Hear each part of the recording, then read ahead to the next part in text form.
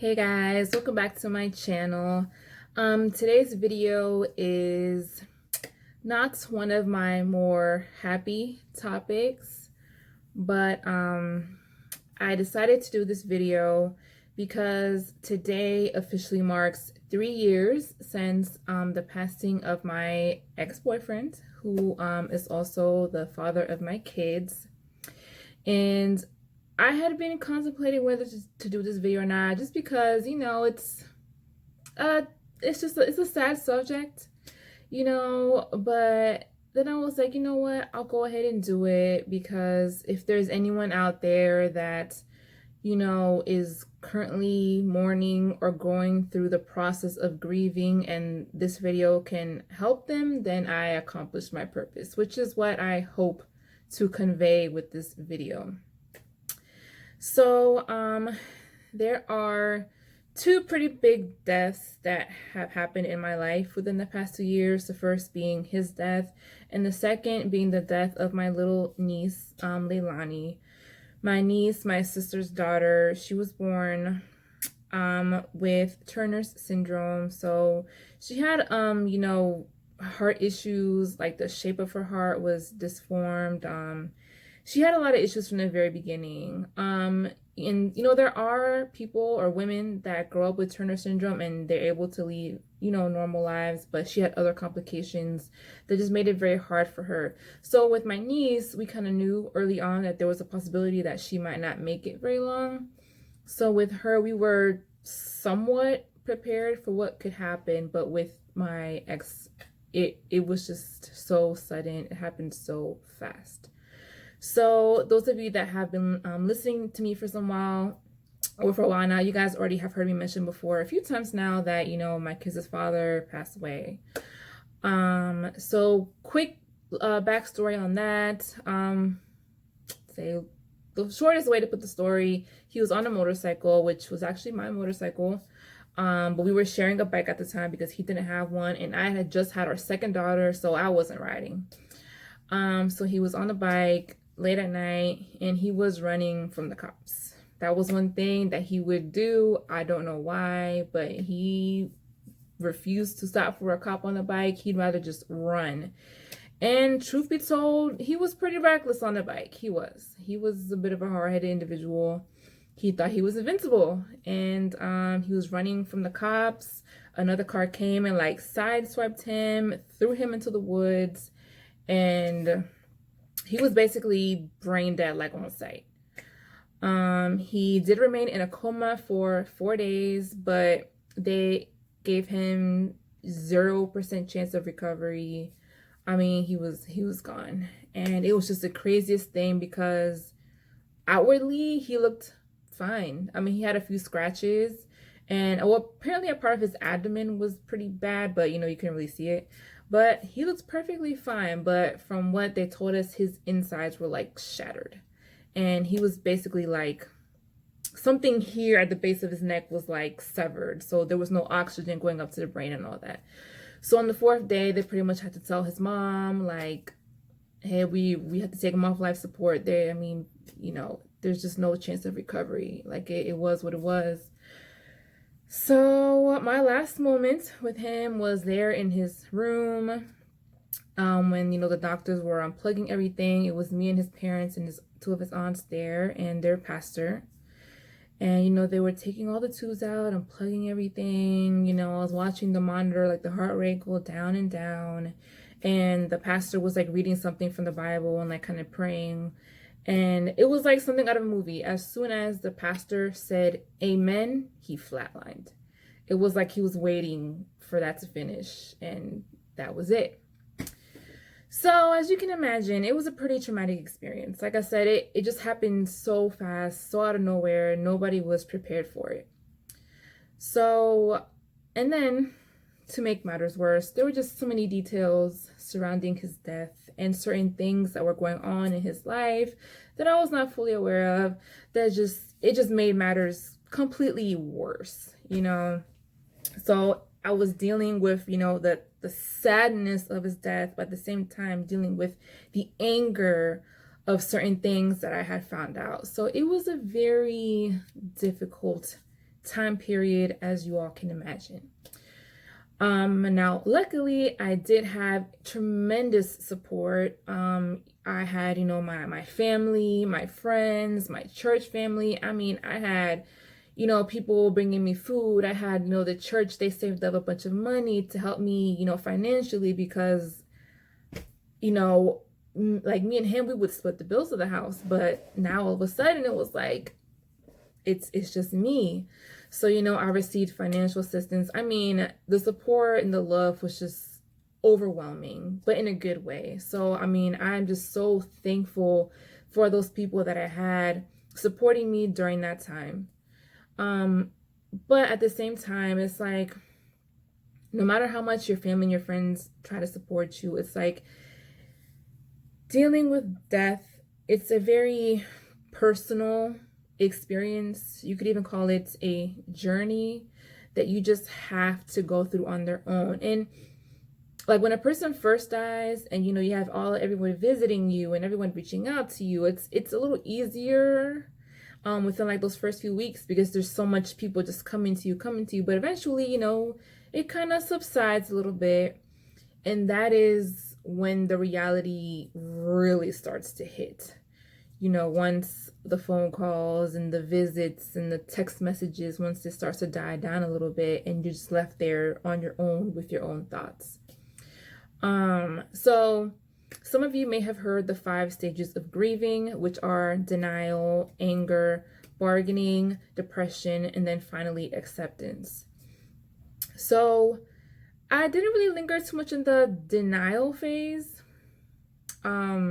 Yeah, I don't know. I didn't linger too much in that phase, but I did kind of linger in the anger and bargaining phase quite a bit. Now, the bargaining phase is when you like question if, or when you say if only, like if only we had done this in time, or if only we had done that in time, and it's like you question a lot, or you keep like you replay the scenarios in your mind, like if only this had happened, then it wouldn't have died, or things like that. And I found myself doing that a lot, and it was always if only he had just slowed down, if only he had just taken the ticket from the cop, he would have still been here. And another thing that I found myself doing, which I didn't really want to do, but I found myself questioning God. Like, why did you allow this to happen? If you had wanted him to live, you had the ability to allow him to live. But then I guess I eventually had the realization, like, yes, he could have, but he didn't. So for some reason, whatever reason, unbeknownst to me, God decided it was his time to go. And who am I to question God, if you believe in God? So, that was another thing that it took a while for me to kind of accept, that this was God's will. At the end of the day, it was God's will. Like, yeah, I could ask, like, why would you take him from me? And not just that, but why would you take him from his kids? Because my youngest daughter was only 2 months old when he passed away.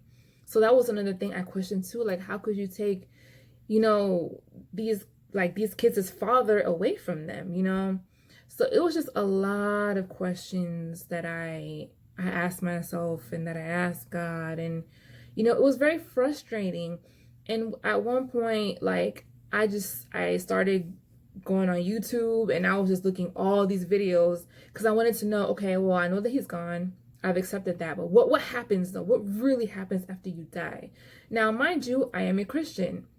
So there are certain beliefs that I have, but it was like, I wanted more. I wanted more of an answer. I wanted to know, like, do they go immediately to where they're supposed to go? Is it true that their spirits linger around a little bit? Like, I kind of went crazy just looking up videos and looking up things online and looking here and there. And I eventually had to reach out to this girl from my church, and she was like, girl, you need to chill. And she was like, you got to be careful looking at all these videos and blah, blah, blah, because there's a lot of different beliefs out there and you don't want to get yourself confused. So I eventually, slowed down with that. And, I eventually did get to a point where it was just like, I don't know, I guess I don't know, what can I say that I accepted it? I mean, I've accepted it obviously, but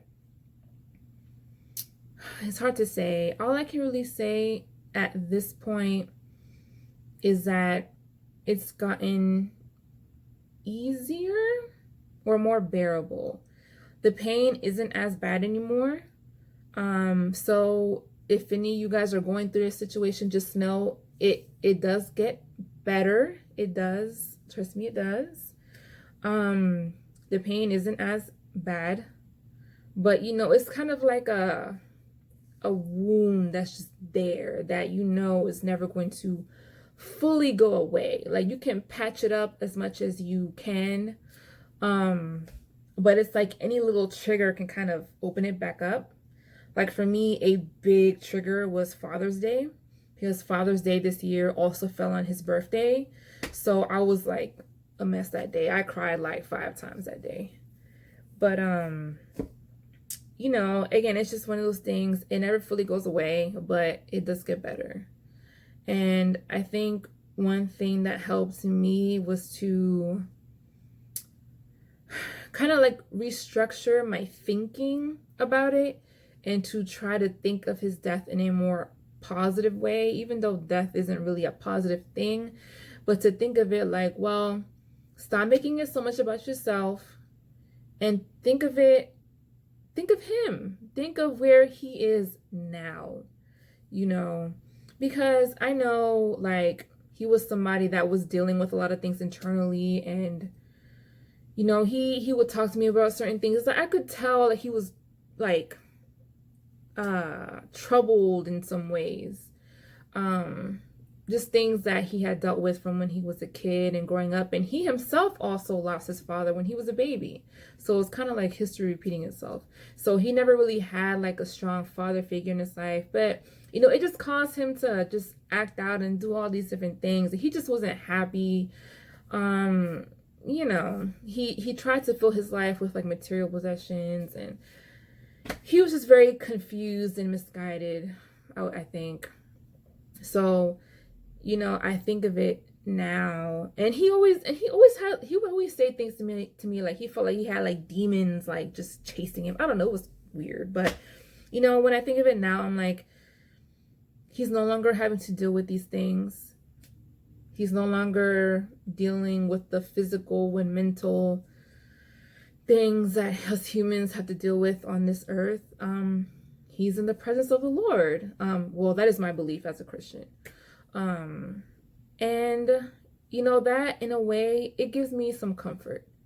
It gives me comfort to know that he's in a better place than any of us here are, you know. And there is that that constellation, you know, that those of us that believe in God and, you know, that have been saved, we will see each other again. So, you know, there's that little glimpse of hope, you know, that one day, you know, my daughters, you know, will be able to see him again. And he also had a son, you know, and his son will be able to see him again, you know, things like that. So it really comes down to you just, it's hard, and like you have to allow yourself to go through the motions of the mourning and to go through the stages. You know, don't try to like hold it in, because you know, there were certain people that they tried to not cry and they tried to be super strong, and it's like, no, cry, let it out, be angry, be sad, whatever, like go through the motions, get it out of your system, and then move forward. And that's another thing, like you have to not allow yourself to stay like living in the past, you know, because that was a big thing for me. That was like a big holdup, because I kept wanting to go back to the past and get more information and more details and all these things that I found out. And at the end of the day, it wasn't helping me any, you know, it wasn't doing me any good to focus on that stuff. So I had to train myself to think on the positive experiences, think of the good times that you had with him, and just lay it to rest, you know. And once I was able to do that, and mind you, I still have flashbacks, I still have my moments where I start putting 1 and 2 together, and I'm like, this, you know, but for the most part, I've been able to lay it to rest, and I am now able to take on a more optimistic approach towards my future. You know, I look forward to falling in love again, to, you know, being with a man that I know will love me and respect me, and that will love my daughters as his own. You know, so even though it was a very difficult situation, I do have things to look forward to. You know, I still dream on having a wedding and getting married. You know, I haven't let down on that dream. You know, I'm 31 years old, but hey, you're never too old to dream. You know, I still dream of having my dream wedding and having a nice house, you know, with a jacuzzi tub and my own separate makeup room, and you know, just to have like a loving relationship, because, you know, there were things in my relationship with my ex that were just not right. They weren't right, and it is what it is. You know, I'm not going to deny it. So, you know, anyway, those are just things I look forward to. So, yeah, I don't know. Dealing with death is never an easy thing, but like I said, there is a light at the end of the tunnel. Just keep yourself surrounded by positive people, people that are going to uplift you, and yeah, just know that it gets better. So that was it for this video, guys. I hope this was helpful to some of you all. If any of you guys need someone to talk to, you can always email me. I have an email in the description box. If any of you guys have any suggestions or any tips for anyone else dealing, you know, with grieving and mourning, comment them down below, and I'll see you guys in the next video. Bye.